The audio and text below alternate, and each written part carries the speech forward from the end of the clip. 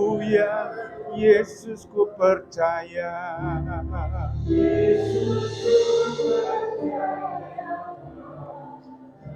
Yesus ku percaya.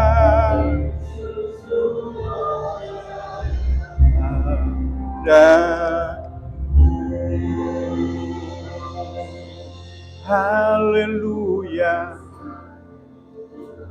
haleluya. Biarkan hatimu dipulihkan oleh Tuhan pagi ini. Biar dia melawat hatimu pagi ini. Saya tahu ada Allah di tempat ini. Ya rara papa. Jesus, sembuhkan hatiku, sembuhkan, pulihkan aku.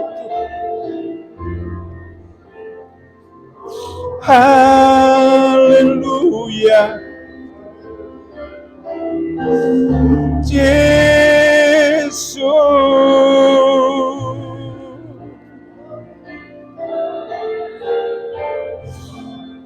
Makasih Tuhan, makasih Tuhan. Karena ada Tuhan membuat aku kuat pagi ini.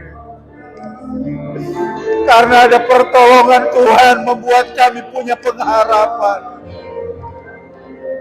Haleluya.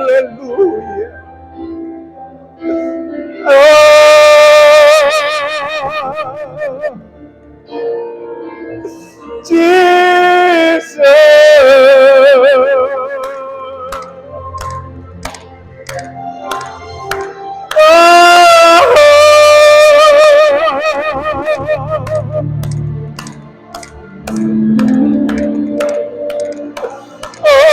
Haleluya.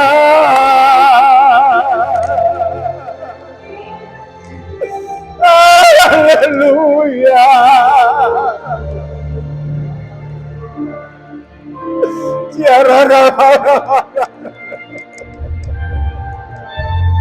Makasih Tuhan, makasih Tuhan. Haleluya, haleluya.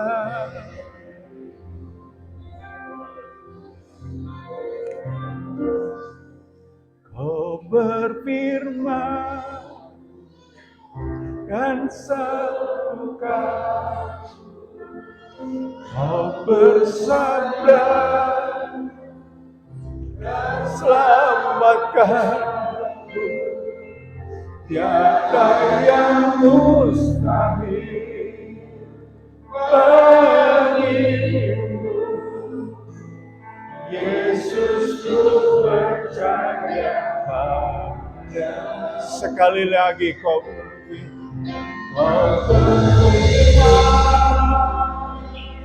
dan sembuhkan, kau bersabda dan selamatkan. Tiada yang mustahil bagimu, Yesus ku percaya padamu. Yesus ku percaya, Yesus ku percaya padamu. Yesus ku percaya padamu.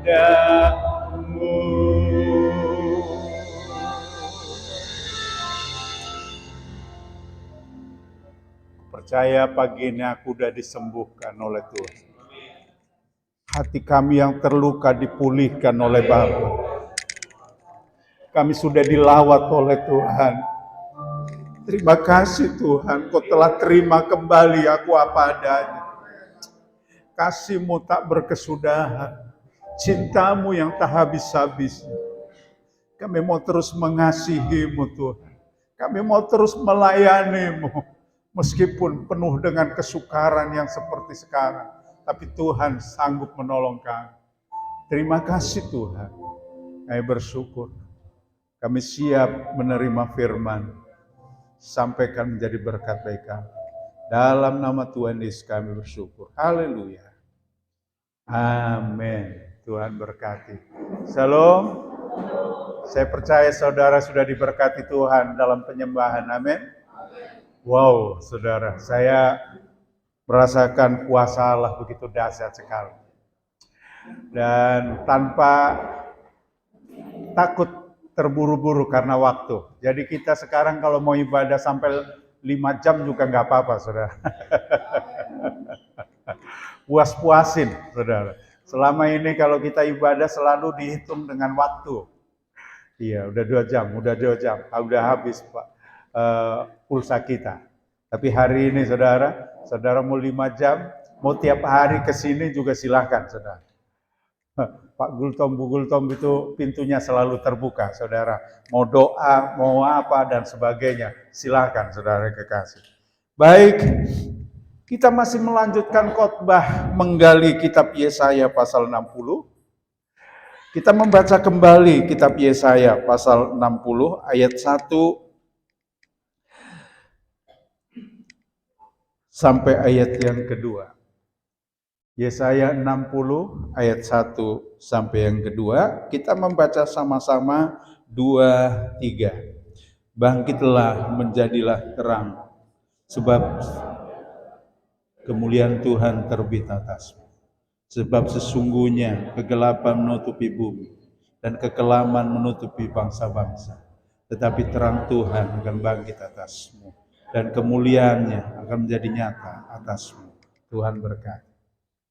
Bapak Ibu yang diberkati Tuhan, saya mereview kembali khotbah 2 minggu yang lalu karena saya sudah khotbah lalu kejedah oleh anak kita yaitu Christmas yang sedang dipersiapkan menjadi hamba Tuhan.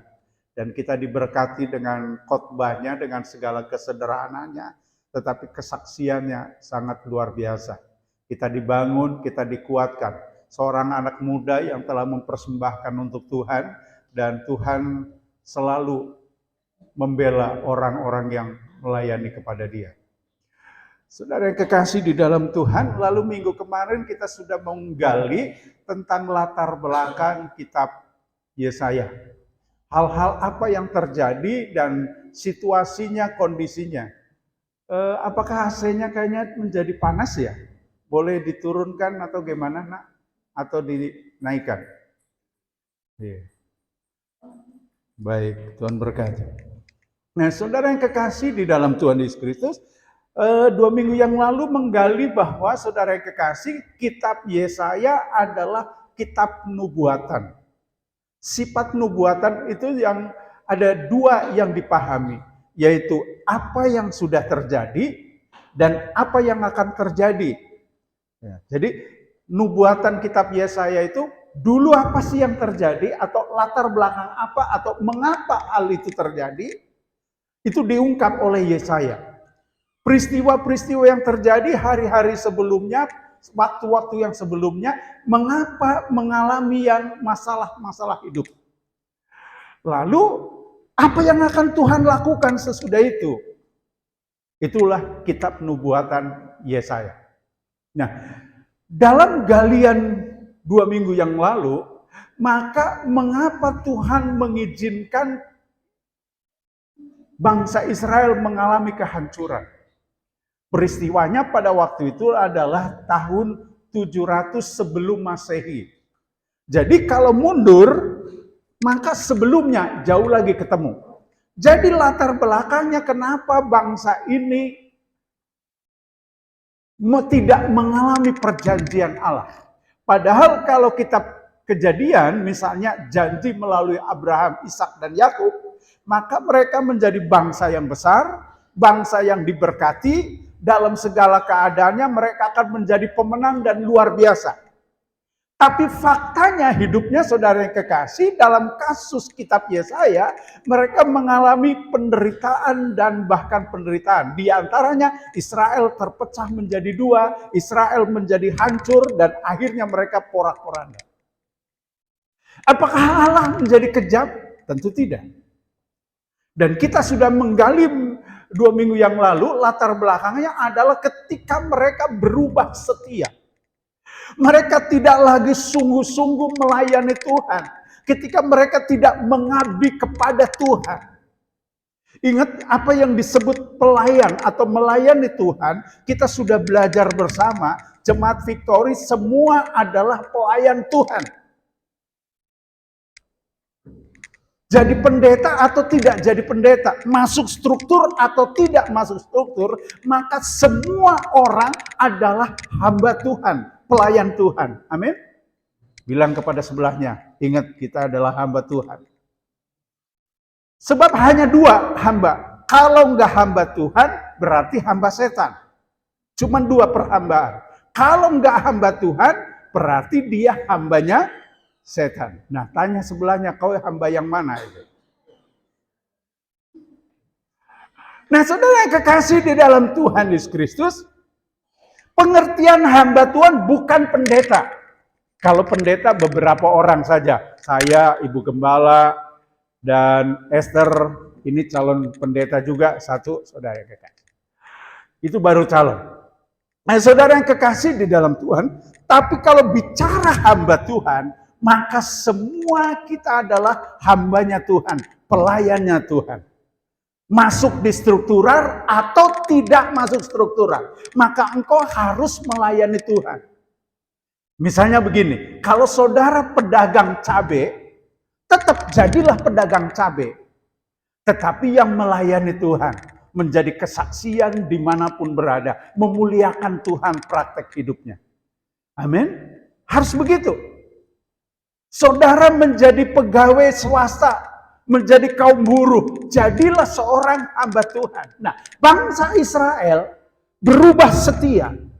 Dalam fase tahun 700 sebelum Masehi, mereka berubah setia. Mereka tidak menyembah kepada Allah, bahkan akhirnya mereka menyembah kepada dewa-dewa. Mereka tidak lagi setia melayani Tuhan. Mereka mengabdi kepada dirinya sendiri, kesombongannya, keagungannya, dan akhirnya Allah murka terhadap bangsa ini dan hancurlah hidupnya. Ini menjadi warning pelajaran bagi kita.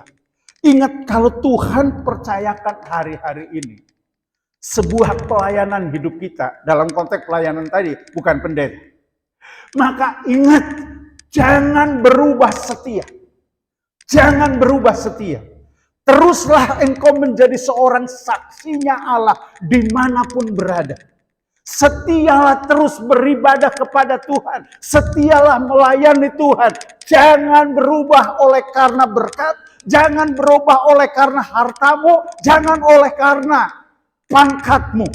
Biarlah engkau tetap menundukkan diri di kaki Tuhan. Supaya berkat Allah terus mengalir, mengalir, mengalir. Sebab ketika engkau berubah, maka pada saat itulah berkat pun akan menjadi stop. Ingat, ini menjadi pelajaran. Kalau hari ini engkau diberkati Tuhan, ingat. Jaga hatimu. Jangan berubah setia. Karena yang Allah sedang sediakan bagi kita jauh lebih besar.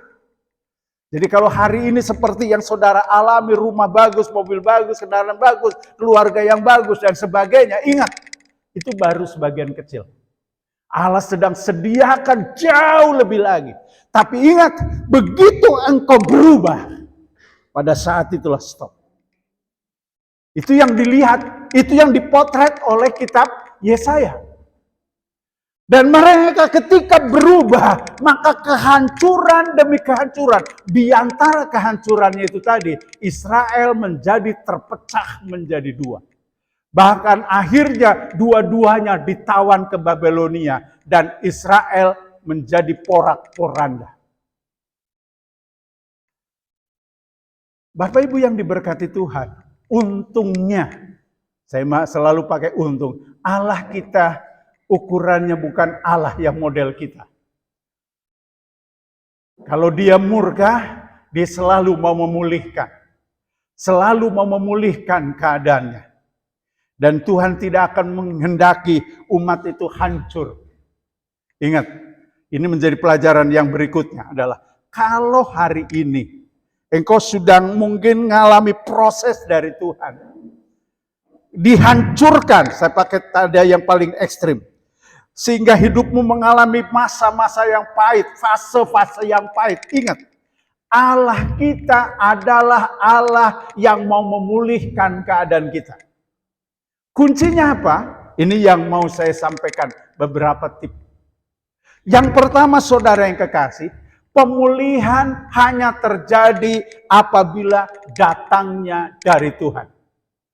Ingat, pemulihan hanya datangnya dari Tuhan. Maka dari itu ingat, ini menjadi pelajaran berikutnya dari kita. Ketika hidupmu lagi pahit, hancur dan semuanya, ingat, yang pertama harus kau ingat adalah pemulihan hanya datangnya dari Tuhan, bukan dari diri kita. Ini harus jadi pelajaran. Kalau saudara suatu ketika hidupmu lagi mengalami fase yang pahit, ingat, carilah Tuhan. Karena hanya Tuhan yang dapat memulihkan keadaan kita. Hanya Tuhan yang bisa menyembuhkan kita. Hanya Tuhan yang bisa menyelamatkan kita. Lebih dari itu nggak ada. Manusia seringkali ya ada rasa empati ketika kita lagi sulit. Bisa. Usahamu lagi berantakan, ekonomi lagi berantakan, paling tinggi mereka akan bilang, iya ya, kasihan. Kasihan dia, yuk kita doa. Betul?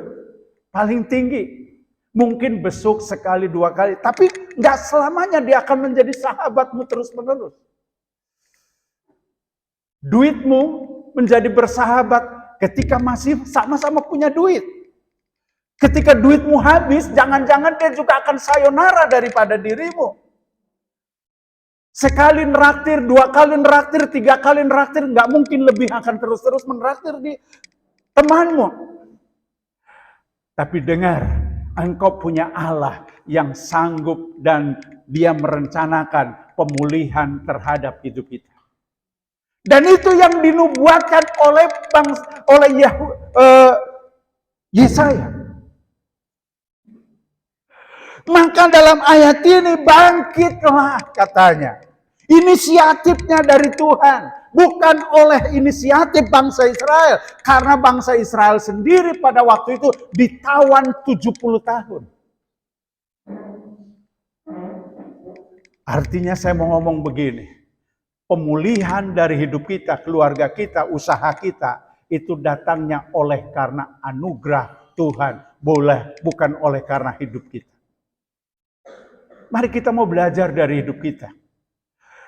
Ketika kita diproses oleh Tuhan, bahkan mungkin sering kali gambarkan seperti dijus kita sampai hancur lebur. Tapi percayalah, kalau engkau punya Tuhan yang namanya Tuhan kita Yesus Kristus, dia sanggup memulihkan dan pemulihan datangnya dari Tuhan. Dan kalau Tuhan memulihkan, pasti dia akan melakukan perkara-perkara yang ajaib. Sebagai lompatan khotbah saya, ayat yang ke 3, 4, 5, 6, sampai 7. Saudara sambil membaca, saya sambil menguraikan supaya waktunya cukup. Ketika Tuhan memulihkan bangsa yang tadinya hancur, bangsa yang tadinya habis, tapi ketika Tuhan memulihkan, Tuhan akan membangkitkan kembali bangsa yang berduyun-duyun. Bangsa-bangsa yang besar. Maka katanya saudara yang kekasih, unta-unta Midian. Maka saudara yang kekasih, berkat-berkat Allah akan memulihkan keadaan mereka. Ketika Tuhan memulihkan. Maka dari itu kalau hari ini usahamu bangkrut dan sebagainya, gak usah kecewa. Tunggu, nantikan Tuhan di kaki Tuhan. Dan berharaplah hanya datangnya dari Tuhan. Gak usah, apalagi pergi ke Gunung Kawi, itu mengecewakan. Apalagi pergi ke mertua, sudahlah. Mertua nanti malah kata, siapa suruh kau buat usaha ini? Betul?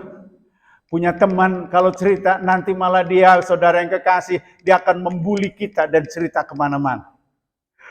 Pinjam utang sama orang lain, saudara yang kasih. Jangan-jangan besok lalu status Facebooknya, ngutang nih ya. Duduk di kaki Tuhan.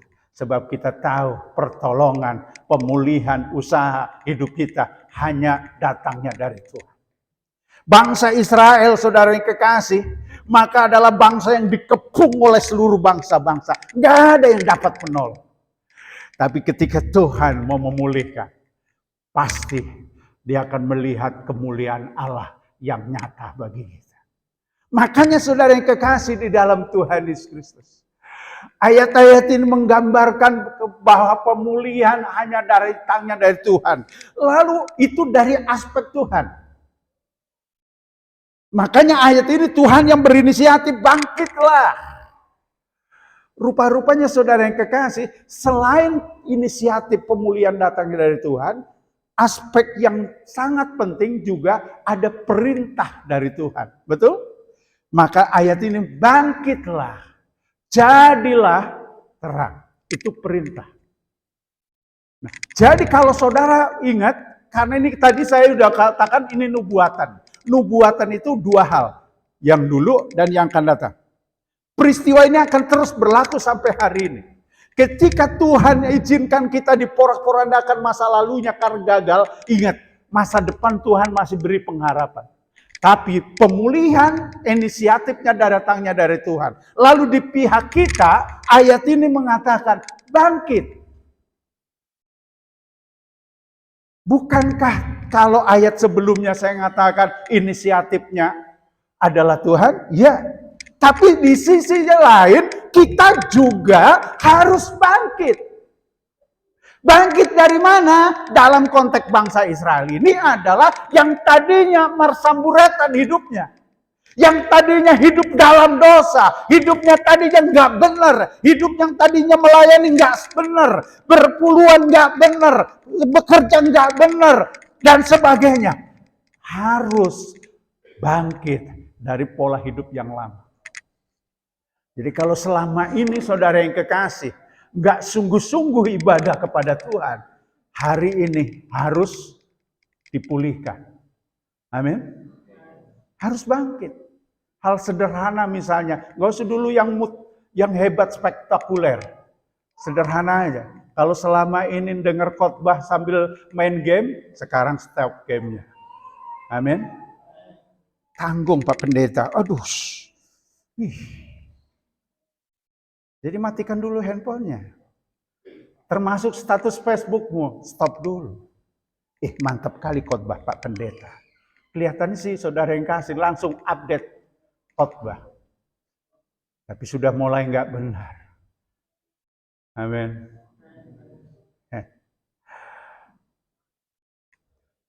Teknologi sekarang memang menyenangkan. Membuat gampang mencari Alkitab dan termasuk gampang untuk bersembunyi dari pendeta. Karena Facebooknya selalu HP-nya lalu dipegang. Enggak kok Om, ini lagi baca Alkitab. Padahal lagi update status Facebook. Dia nggak tahu bahwa gembalanya juga tukang main Facebook kan. Dia bisa ngecek jam berapa dia main Facebook, statusnya dan sebagainya, hari ini jam sekian. Langsung ketahuan kan? Iya, makanya mulai sekarang status Facebooknya stop dulu. Termasuk gamemu. Amin. Kayaknya enggak. Enggak sungguh-sungguh. Mari Bapak Ibu yang kekasih, apalagi yang lain. Baru hal-hal sepele, hal-hal sederhana. Maka hari ini barui, pulihkan. Dan hari ini kita mau bertobat di kaki Tuhan. Dan ketika kita sungguh-sungguh melayani Tuhan, maka ayat ini bilang bangkit. Jadi kalau selama ini saudara yang kekasih gampang tersinggung oleh hal-hal sepele, dinasehati oleh seniormu, oleh juniormu dan sebagainya, dan engkau tidak mau, engkau nggak akan mengalami pemulihan. Tapi kalau hari ini engkau mau bangkit semua, saya percaya Alkitab katakan 3 orang akan dapat mengejar 1000 selaksa dan sebagainya. Kemampuanmu dengar tidak seberapa. Kemampuan kita tidak seberapa untuk mengelola usaha dan sebagainya. Tapi ketika engkau hidupnya benar dan engkau bangkit dari pola yang lama, maka pada saat itulah nubuatan Allah akan digenapi. Yesaya pasal yang tadi 60 ayat 1 sampai yang ke-7. Ini yang harus dilakukan. Mari kita mau bangkit dari mana? Keterpurukan kita selama ini. Kalau selama ini saudara yang kekasih nggak pernah kembalikan milik Tuhan, bangkit. Mulai hari ini, kembalikan dengan jujur. Amin. Amin. Masih ketemu sama orang kan? Masih dengar khotbah kan? Iya. Khotbah perpuluhan di GPD Victory, saudara yang kekasih, bukan untuk kepentingan penggembala. Karena gembala kadang nggak tahu jumlah perpuluhan saudara. Tapi selalu saya mendorong, mari kita mau kembali lagi bertobat dari cara yang nggak benar. Kalau kita pengen ngalami lompatan-lompatan yang dinubuatkan oleh Tuhan. Karena itu cara Tuhan memberkati kita. Hal apa yang harus bangkit dari hidupmu? Mari, analisa sendiri, masing-masing. Kalau selama ini terpuruk di bidang apa, dan hari ini sebab Tuhan sudah putuskan engkau akan diberkati, tapi kalau engkau tidak pernah bangkit, nggak bisa. Dulu ada iklan lama, Rinso mencuci sendiri. Saya pikir lalu suatu ketika, udah rinsonya kutaruh aja di kamar, karena katanya dia mencuci sendiri. Saya bilang 1 bulan, masih tetap kering. Nggak berubah apa-apa. Yang tadinya bau asam, ya tetap bau asam, saudara.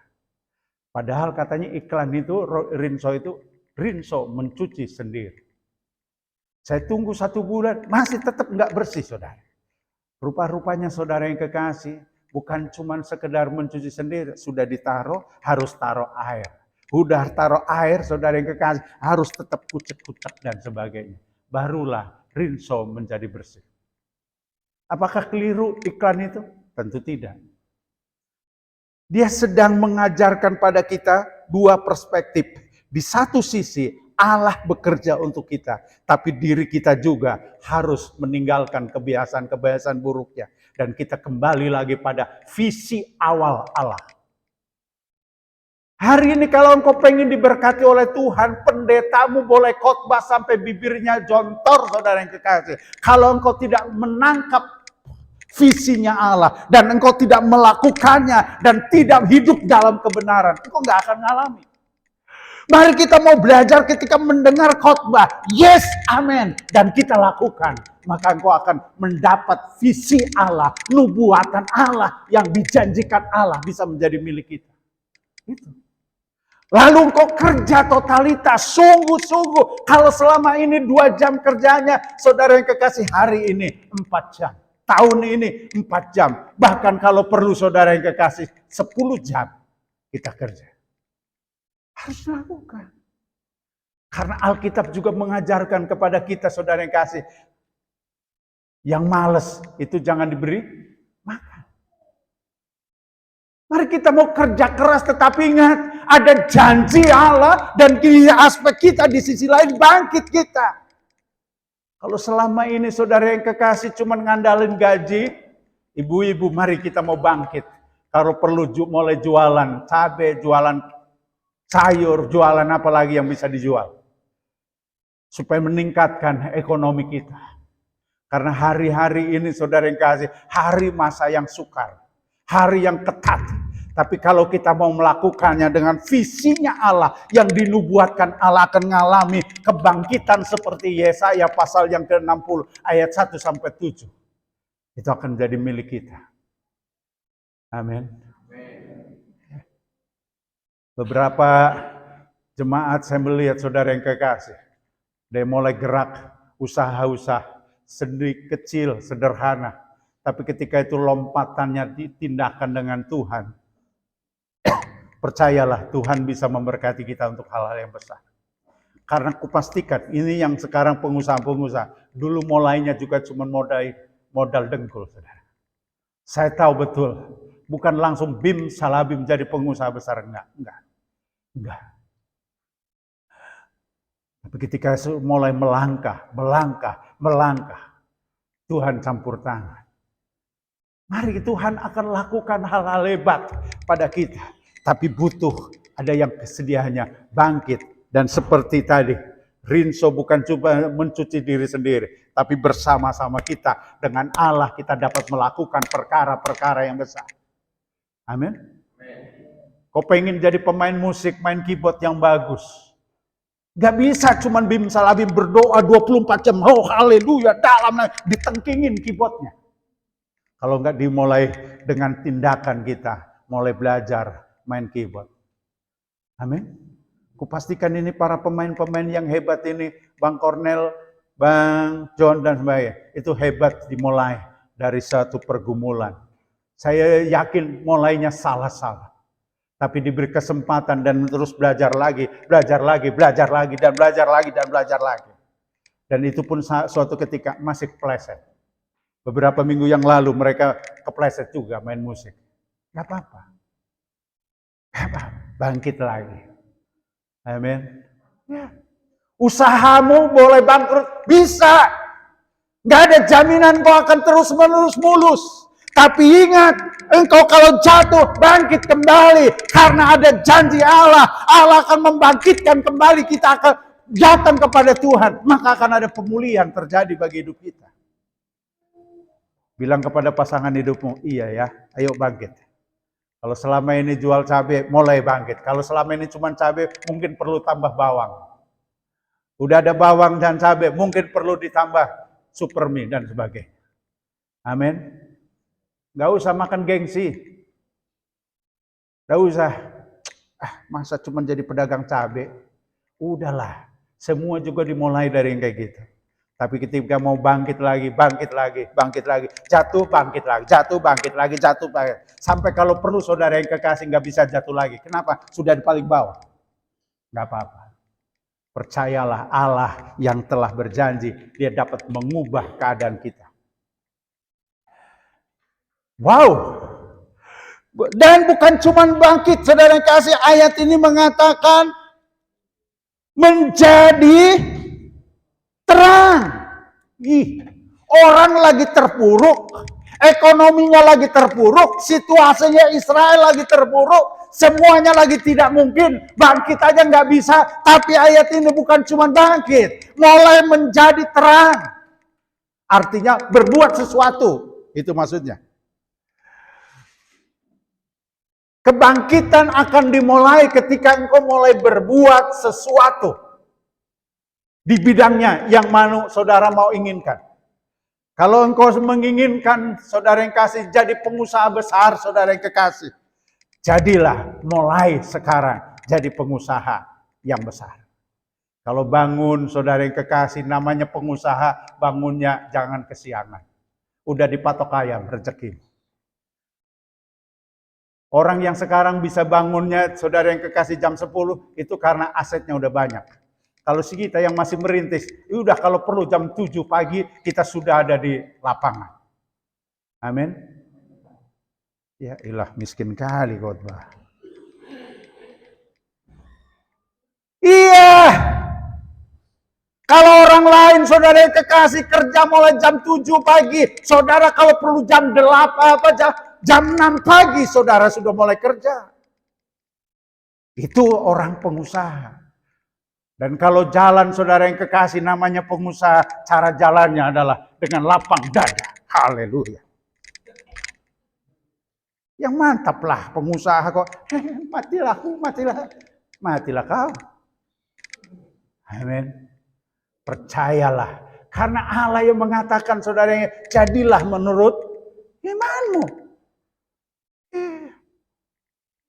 Kalau saudara pengen jadi pengusaha, saudara yang kekasih, sudah juragan cabai, juragan sayur mayur, ya jualannya di daerah orang sayur mayur, jangan jualannya di laut sana.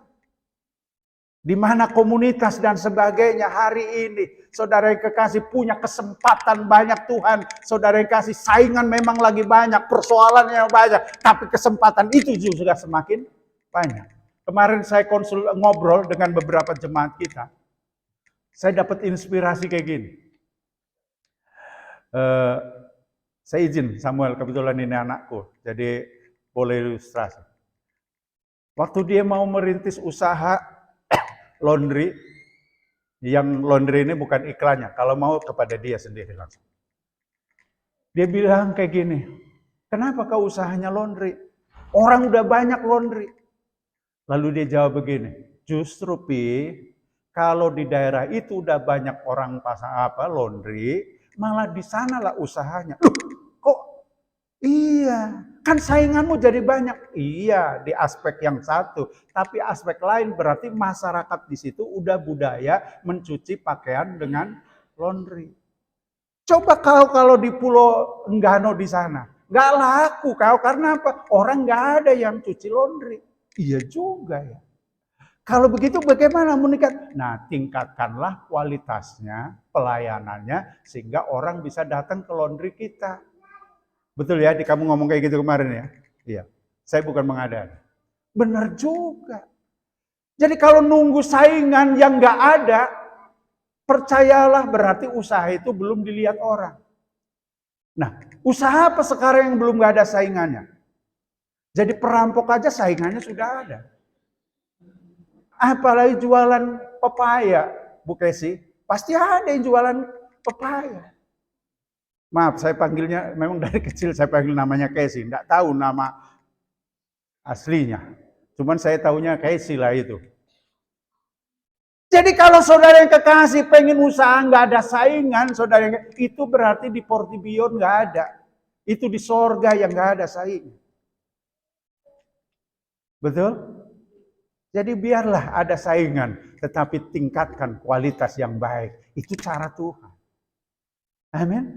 Coba kalau saudara mau kutanya, dagang apa yang nggak ada saingannya sekarang? Ayo. Pendeta aja ada saingan, masa yang lain nggak ada? Iya kan? Coba mau dagang apa sekarang nggak ada saingan? Jual cabai, wah banyak orang jual cabai. Nasi goreng, banyak nasi goreng. Laundry, lah sekarang saudara yang kekasih banyak sekali. Iya kan? Kesimpulannya benar Alkitab. Berkat datangnya hanya dari Tuhan. Maka dari itu mulailah jadi terang. Kalau kau pengen jadi pengusaha laundry, mulailah pengusaha yang bagus. Jadi teladan, jadi contoh. Suatu ketika saya nungguin durian kocoknya si Mas Indi. Saya selalu nama asli kecilnya itulah, kadang mohon maaf lah. Kadang untuk mengingat nama panggilan anaknya sulit-sulit. Tapi kalau nama aslinya, cuman dalam konteks orang Batak kan nggak boleh kayak gitu ya. Saya tungguin hampir 1 jam mungkin saya duduk liatin saudara. Sampai-sampai saya kurang dilayani dia karena laris minta ampun. Bentar-bentar, bentar pi. Wow. Pengen punya durian kocok? Boleh, tapi jangan pula di sampingnya, cari yang lain. Semua masih mungkin. Amin. Bangkit. Apa yang bisa kita buat? Apa yang harus kita lakukan hari ini?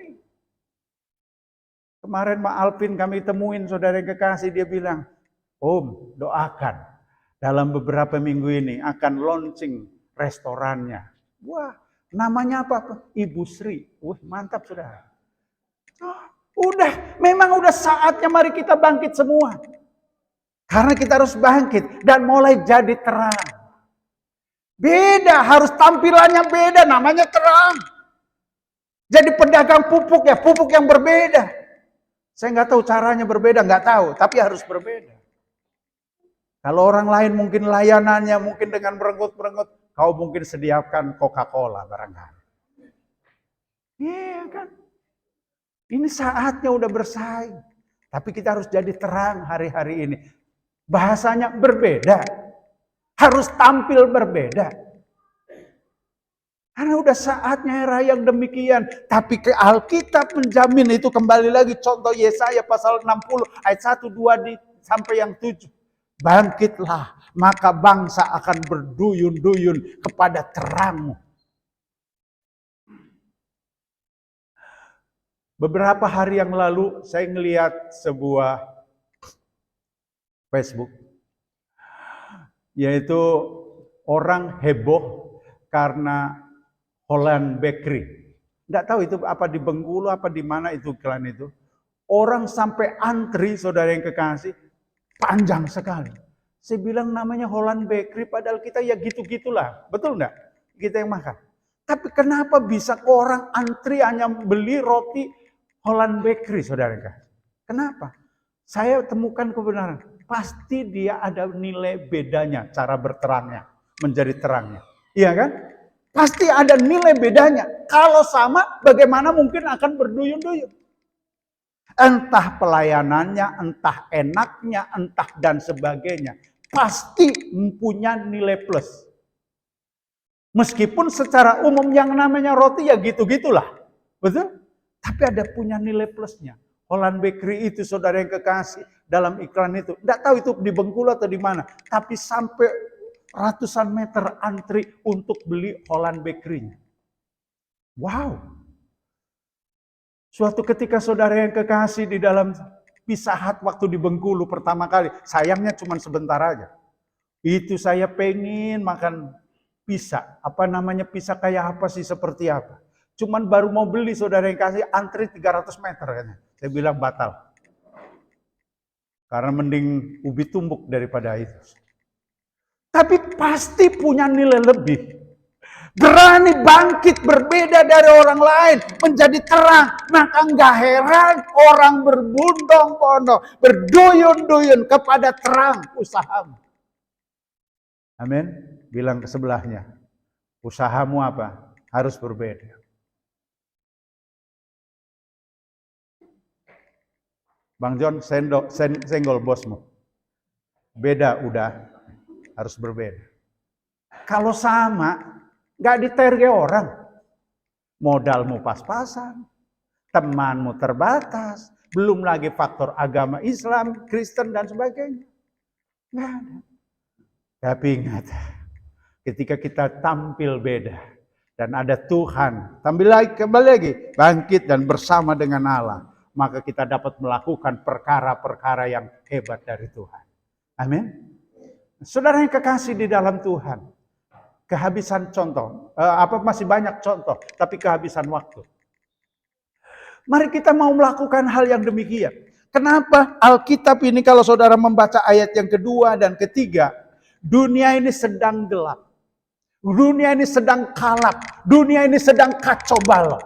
Tapi ketika kita berbeda dengan cara hidupmu yang diberkati oleh Tuhan, percayalah kita akan melakukan hal-hal hebat di tengah-tengah situasi yang masa sukar sekarang. Jadi jangan putus asa dengan berkata, udahlah, udah mampu, udahlah kita nggak usah usaha dan sebagainya. Udah terlalu banyak pengusaha. Bukankah saudara yang kasih kota-kota besar, misalnya saya sebutkan Jakarta, saingan begitu luar biasa, ketatnya dan sebagainya. Tapi toh maju. Ekonomi sulit, misalnya saya pernah ngomong ke Pak Pri, saudara yang kasih. Di Jawa, saudara yang kasih, namanya roti banyak sekali. Tapi kok mereka bisa hidup sampai sekarang? Mungkin untungnya tipis-tipis, oke nggak apa-apa. Tapi kalau itu dengan caranya membuat kita malah berkati, saya percaya kita bisa melakukan hal-hal yang luar biasa. Amin. Jangan putus asa. Bangkit, jadilah terang. Pasti kita akan memancarkan terang yang luar biasa. Tuhan berkati, mari kita bangkit berdiri.